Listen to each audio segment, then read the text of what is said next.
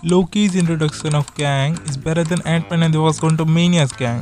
Hindi medium के छात्रों के लिए लोकी में कैंग का परिचय चींटी मानव और मधुमक्खी क्वांटममेनिया के कैंग से काफी बेहतर था। अब अगर तुम ये सोच रहे हो कि इस कैंग ने तो कई सारे एवेंजर्स को मारा है तो ये कमजोर कैसे, तो देखो मैं ये नहीं कह रहा कि कौन ताकतवर है और कौन नहीं। मैं ये कहना चाह रहा हूँ कि किसने कैंग को ज्यादा अच्छी तरह से इंट्रोड्यूस कराया, और अगर तुम अंत तक बने रहोगे तो तुम्हें इस बात का पता चल जाएगा।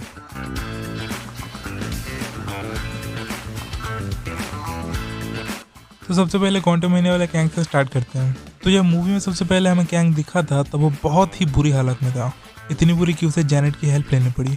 और जब पहली बार तुम उसे उस लाचार हालत में देखोगे तो तुम्हें कैंग से डर नहीं, उस पर दया आएगी। वहीं दूसरी तरफ हम जब लोकी के फिनाले में कैंग के वेरिएंट ही हू रिमेन्स को देखते हैं तब वो हमें एक डोमिनेटिंग माहौल में दिखता है। उसके स्क्रीन पर आने के 2 सेकंड बाद ही लोकी और हमें दोनों को फील हो जाता है कि ये कोई मामूली विलन नहीं है। ही हू रिमेन्स जब स्क्रीन पर आता तब उससे एक sense of cool and calmness feel होती, और एट द सेम टाइम वो उस रूम में सबसे मिस्टीरियस और डोमिनेटिंग आदमी वाली फील दे रहा था। तो इंट्रोडक्शन का विनर होता है ही हू रिमेन्स।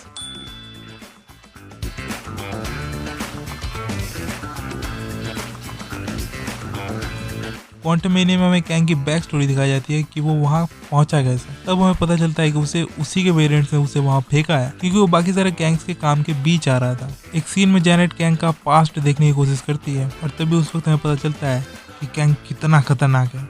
हमें जैनेट के मुंह से ये सुनाई देता है कि कैंग ने कई सारे लोगों को मारा है जिसमें बच्चे और औरतें भी थी। अब ये कहानी सुनने में तो काफी खतरनाक लग रही है, लेकिन हमें एज अ व्यूअर कुछ ज्यादा फील नहीं होता क्योंकि शायद हमने इस बात को जैनेट के मुंह से सुना है। इसीलिए अगर हम उस फ्लैशबैक में कैंग को एक आदमी को भी मारता हुआ देखते तो शायद हमें फील होता है कि कैंग कितना खतरनाक है। पर क्या पता मूवी बनाने वालों के दिमाग में क्या चल रहा था। वहीं अगर हम ही हू रिमेन्स की बैक स्टोरी को देखें तो उसकी बैक स्टोरी किसी के मुंह से नहीं सुनाई जाती। वो खुद ही अपनी कहानी बताता है कि उसने अभी तक क्या क्या किया है। वो बताता है कि कैसे एक मल्टीवर्सल वॉर शुरू हो गया था उसी के वेरिएंट्स के बीच, और कैसे उसने उस मल्टीवर्सल वॉर को जीत कर बाकी सारी टाइमलाइंस को डिस्ट्रॉय करके एक सीक्रेट टाइमलाइन बनाई, और उस सीक्रेट टाइमलाइन को प्रोटेक्ट करने के लिए बनाया TVA। तो जब ही हू रिमेन्स ये सारी बातें बता रहा होता है तब इस रूम में बैठा इस आदमी का कॉन्फिडेंस, माहौल में बनी टेंशन और इस रूम की सेटिंग हमें ये मानने पे मजबूर कर देती है कि ये आदमी जो भी बोल रहा है सच बोल रहा है।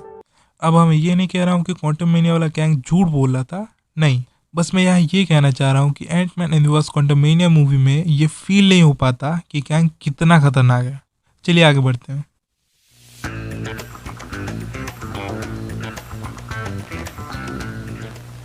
चलिए बात कर लेते हैं इन कैरेक्टर्स की एंडिंग पे कि किसकी एंडिंग ज्यादा अच्छी तरीके से हुई है और उनकी डेथ मार्वल में आने वाले फेस को कितना वैल्यू करती है।